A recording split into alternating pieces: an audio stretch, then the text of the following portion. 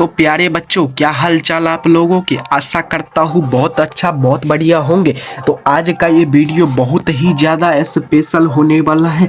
तो ये जो है वो क्लास 10th का एग्ज़ाम में जो नन हिंदी यानी जो 8वां का हिंदी का जो क्वेश्चन होता है उसमें 50 VVI मतलब वेरी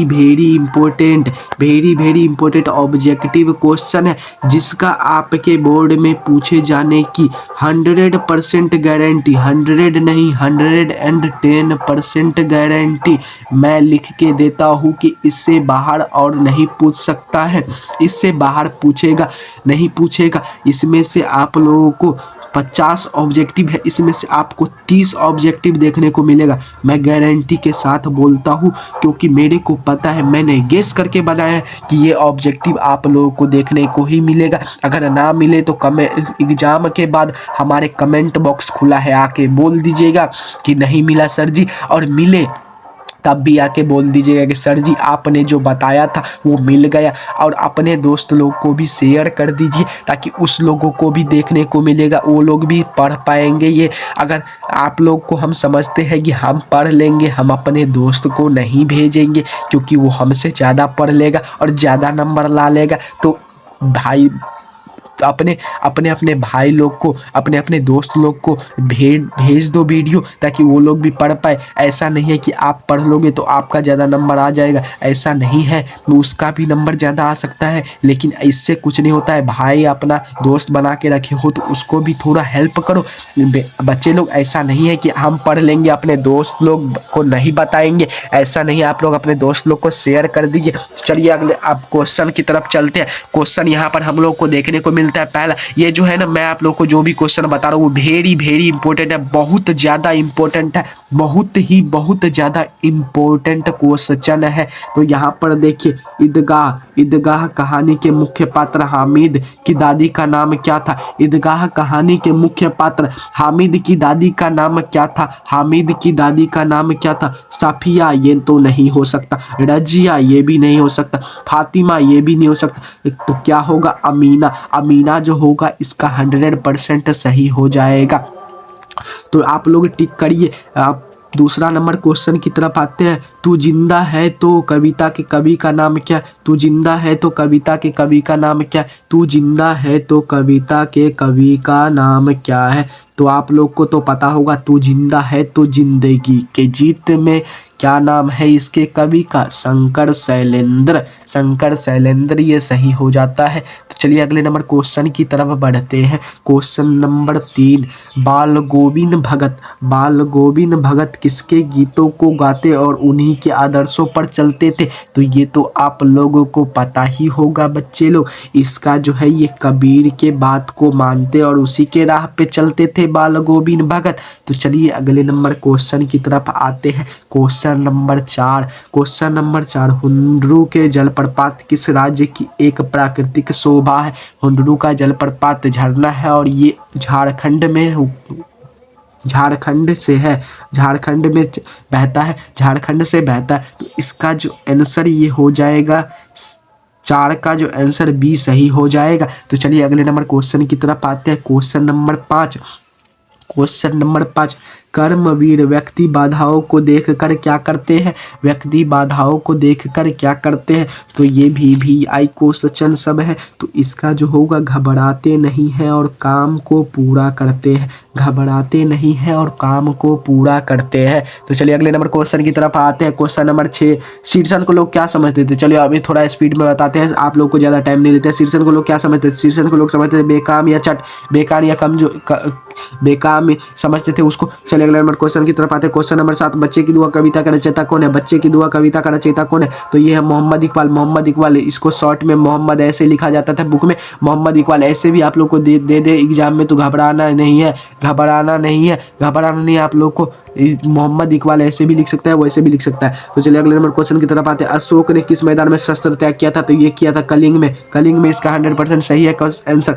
चलिए अगले नंबर क्वेश्चन की तरफ आते हैं। क्वेश्चन नंबर 1, ईर्ष्या तू न गई मेरे मन से पाठ के लेखक कौन है? ईर्ष्या तू न गई मेरे मन से लेखक पाठ का लेखक कौन है? तो रामधारी सिंह दिनकर। रामधारी सिंह दिनकर। विक्रमशिला विश्वविद्यालय का विनाश किसके द्वारा हुआ? विक्रमशिला विश्वविद्यालय का विनाश किसके द्वारा हुआ? ये आप लोग का VVI क्वेश्चन है। तो ये है तुर्कों के आक्रमण के कारण हुआ था। चलिए अगले नंबर क्वेश्चन की तरफ आते हैं। संजू को डायरी लिखने की प्रेरणा किससे मिली? संजू को डायरी लिखने की प्रेरणा किससे मिली? तो ये मिली बापू कहा महात्मा गांधी से मिली। और किस बुक से मिला ये आप लोग को कमेंट में बताना है। क्वेश्चन नंबर 12, पीपल कविता के कवि का नाम बताइए। पीपल कविता के कवि का नाम गोपाल सिंह नेपाली। एक ऑप्शन नंबर ए सही हो जाएगा। दीनबंधु निराला किनके बीच समय बिताना पसंद करते थे? किनके द्वारा? तो इसका आंसर जो हो जाएगा दरिद्रों और दीन दुखियों के बीच उसका अच्छा लगता था बिताना समय। चलिए 14 नंबर क्वेश्चन, खेमा कहानी किस सामाजिक समस्या को उजागर करती है? तो खेमा क्या था? खेमा एक बेरोजगार नहीं गरीब लड़की थी जो बाल मजदूरी को दर्शाता है। चलिए अगले नंबर क्वेश्चन, झांसी की रानी का बचपन का नाम क्या था? ये मनु था। झांसी की रानी का बचपन का नाम मनु था। सुदामा कृष्ण के बचपन के क्या थे? तो आप लोगों को शुरू में बताए थे कि अपने मित्र को शेयर कीजिए, तो वही मित्र है इसका। चलिए अगले नंबर क्वेश्चन की तरफ आते हैं। क्वेश्चन नंबर 17, खुशबू रचते हैं हाथ कविता में हाथ कहाँ काम करते हैं? हाथ कहाँ काम करते हैं? कूड़े कटकट के ढेर और गंदी बस्तियों में। तो ये आप लोगों का आंसर सही हो जाएगा। आप लोगों का कितना सही हो रहा है बता दीजिए बच्चे लोग। और हाँ, लाइक और सब्सक्राइब जरूर से कर दीजिएगा ताकि हमें भी मोटिवेशन मिले और आप लोगों के लिए हम जग के वीडियो बनाए। तो चलिए अगले नंबर क्वेश्चन की तरफ आते हैं। क्वेश्चन नंबर 18, चिकित्सा का चक्र किस विधा की रचना है? तो ये है हास्य व्यंग्य। ये आप लोग विधा याद कर लीजिए बच्चे लोग। चलिए अगले नंबर क्वेश्चन की तरफ आते हैं। क्वेश्चन नंबर 19, कबीर के अनुसार ईश्वर कहाँ निवास करते हैं? तो ये निवास करते हैं मंदिर में ना, मस्जिद में नहीं, काबा कैलाश में नहीं, मनुष्य के हृदय में। तो ये आंसर सही हो जाएगा। चलिए अगले नंबर क्वेश्चन की तरफ आते हैं। क्वेश्चन नंबर 20, कलिंग की राजकुमारी पद्मा ने अशोक को युद्ध के लिए क्यों ललकारा? तो ये ए राज्य विस्तार के लिए, नहीं बी पिता का बदला लेने के लिए। हाँ, ये आपका सही हो जाएगा। चलिए अगले नंबर क्वेश्चन की तरफ आते हैं।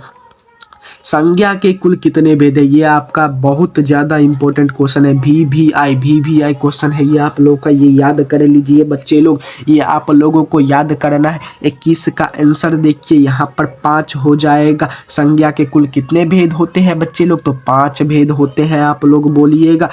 चलिए अगले नंबर क्वेश्चन, गंगा शब्द कौन सी संज्ञा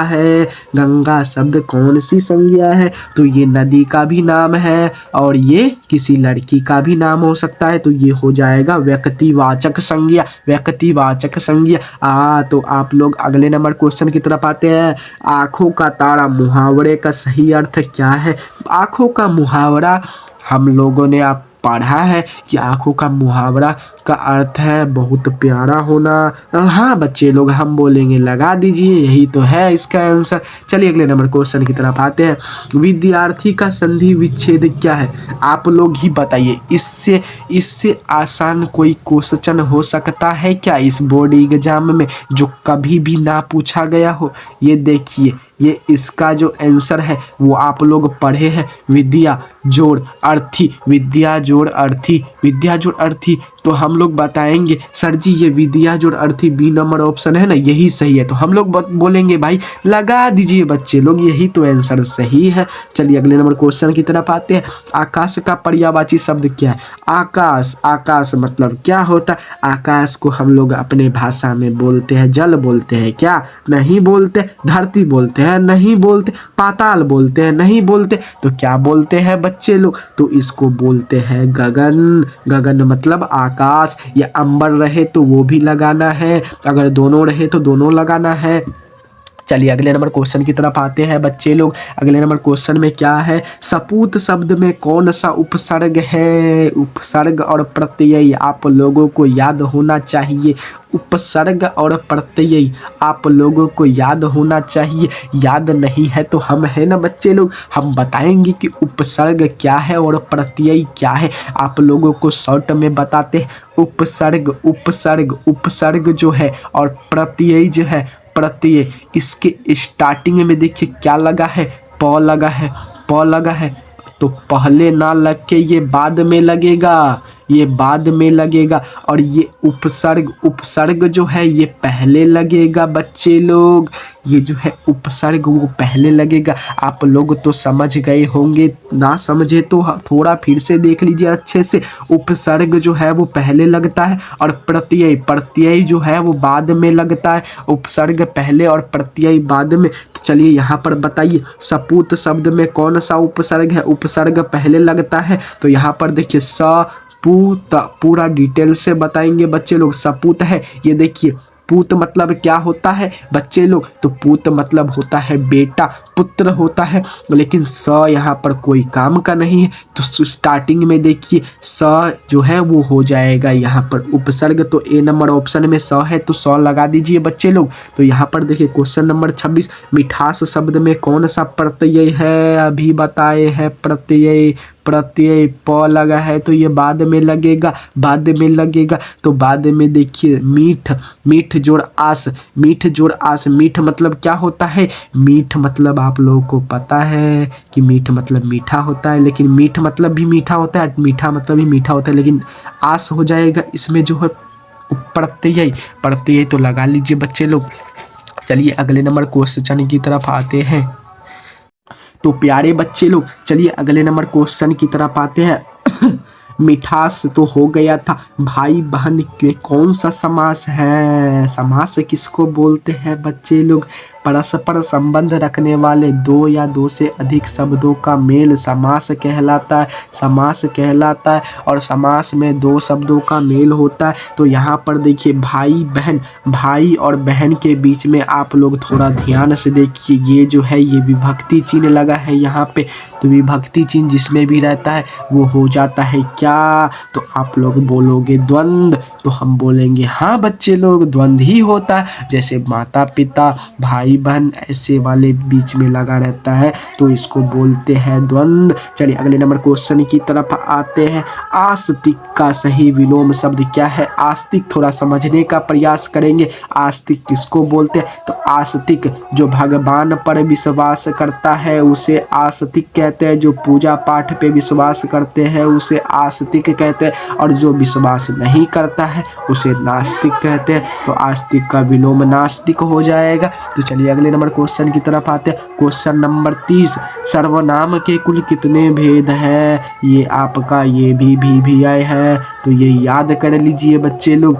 क्वेश्चन नंबर 30 का जो आंसर हो जाएगा वो हो जाएगा 6। सर्वनाम के कुल कितने भेद होते हैं, तो आप लोग बोलिएगा कि 6 भेद होता है। हाँ बच्चे लोग 6 भेद होते हैं। हामिद ने मेले से चिमटा कितने पैसे में खरीदा था। हामिद ने मेले से चिमटा कितने पैसे में खरीदा था, ये भी आपका भी आई क्वेश्चन है। ये सब याद कर लीजिए बच्चे लोग। तो ये कितने पैसे में खरीदा था, तो ये खरीदा था 3 पैसे में, 3 पैसे में खरीदा था चिमटा। चलिए अगले नंबर क्वेश्चन की तरफ आते हैं। बाल गोविंद भगत का बेटा कैसा था, वो था सुस्त और बोदासा, सुस्त और बोदासा, सुस्त और बोदासा। चलिए अगले नंबर क्वेश्चन। राह भटके हिरण के बच्चे को कैसी कविता है। राह भटके हिरण के बच्चे को कैसी कविता है, ममताई और करुणामयी, ममताई और करुणामयी। चलिए अगले नंबर क्वेश्चन। कनक शब्द का अर्थ क्या होता है। कनक का अर्थ होता है सोना, कनक का अर्थ होता है सोना। चलिए अगले नंबर। अ का उच्चारण स्थान क्या है। अ का उच्चारण स्थान क्या है। अ का उच्चारण स्थान क्या है, तो अ का उच्चारण स्थान है कंठ, कंठ होता है। याद कर लीजिए, ये भी आपका भी आया था। वर्ण कितने प्रकार के होते हैं। वर्ण होता है 2 प्रकार के होता है, स्वर वर्ण और व्यंजन वर्ण, स्वर वर्ण और व्यंजन वर्ण। तो इसका ए आंसर सही हो जाएगा। चलिए अगले नंबर क्वेश्चन 37 नंबर। क वर्ग का उच्चारण स्थान क्या है। यहाँ पर थोड़ा समझ लीजिए, क ख ये जो जितने भी होता है, क वर्ग जो होता है, क वर्ग मतलब जानते हैं क ख ग घ, तो यहाँ तक जो होता है ये जो क शुरू में स्टार्टिंग में देखिए क लगा है, तो क से क्या होता है बच्चे लोग, कंठ होता है। कंठ होता है तो कंठ इसमें लगा लीजिए। क ख ग घ इसमें कुछ भी पूछे क वर्ग में तो कंठ लगा देना है, ये आपका सही हो जाएगा। चलिए अगले नंबर 38 नंबर क्वेश्चन की तरफ आते हैं। कारक के कुल कितने भेद होते हैं? कारक के 8 भेद होते हैं। कारक के 8 भेद होते हैं। कर्ता ने कर्म को कर्म से, करण से, संप्रदान का के किया, अपदान के द्वारा, ऐसे ही होता है 8 होता है। चलिए याद कर लीजिएगा। घी के दिए जलाने का मुहावरे का अर्थ, तो ये बच्चे लोग हम लोग को पता है। घी के दिए जलाने का अर्थ क्या होता है? तो ये होता है खुशियाँ मनाना।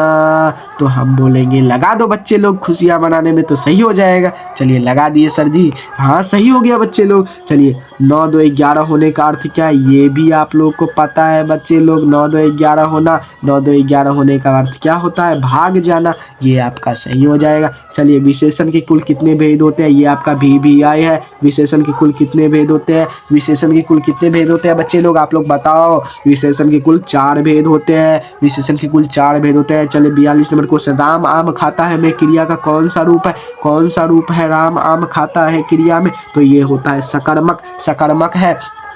चलिए नयन की संधि विच्छेद क्या है? नयन की संधि विच्छेद, ये भी आपका VVI। संधि विच्छेद सारा VVI होता है।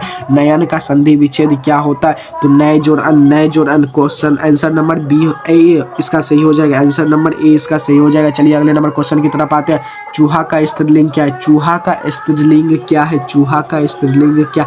चूहिया, इसका आंसर सही हो जाएगा। चलिए अगले नंबर क्वेश्चन की तरफ आते हैं। Question number 45। लंबोदर किस समास का उदाहरण है? लंबोदर का अर्थ क्या होता है? लंबा है उधर, लंबा है उधर जिसका लंबा है उधर जिसका लंबा है उधर जिसका, तो उसको बोला जाता है लंबोदर। लेकिन लंबा है यहाँ पर बोला जाता है लंबोदर, लेकिन किसके बारे में बोला जा रहा है? तो ये बोला जा रहा है गणेश जी के बारे में। गणेश जी का लंबा है उधर, इसलिए उसको बोला जाता है लंबोदर। तो ये बहुव्रीहि समास का उदाहरण है, जिसमें दूसरे किसी को बोला जाता है। चलिए तत्पुरुष का विलोम, पुरुष का विलोम क्या है? पुरुष का विलोम क्या है? स्त्री, इसका आंसर ये सही हो जाएगा। चलिए कमल का पर्यायवाची इसमें से कौन है? यहाँ पर इसका आंसर लगा था बारिद, मतलब बादल होता है, लेकिन ये आपका गलत हो जाएगा, ये हो जाएगा पंकज। चलिए अगले नंबर क्वेश्चन की तरफ आते हैं। स्वर्ण का तद्भव रूप क्या है? स्वर्ण का तद्भव रूप क्या है? स्वर्ण का तद्भव रूप क्या है? सोना, सोना, सोना। स्वर्ण का तद्भव रूप सोना, सोना, इसका आंसर सही हो जाए। चलिए अगले नंबर क्वेश्चन की तरफ आते हैं। कमल शब्द का लिंग क्या है? कमल शब्द का लिंग क्या है? तो कमल खिलती है, स्त्रीलिंग है।